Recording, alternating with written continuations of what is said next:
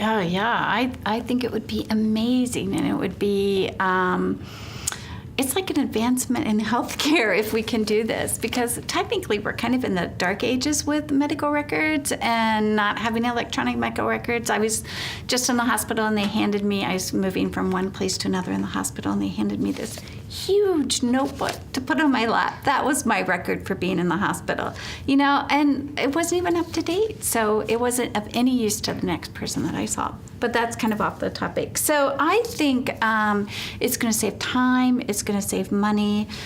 Physicians, again, would have all the information in one place.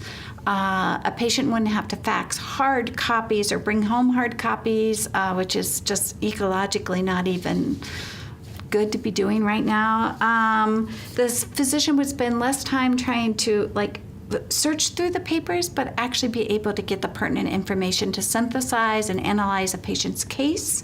And I think it would save time, again, in duplicating records and lab tests and MRIs or CAT scans, anything that is duplicated because the physician cannot find this information.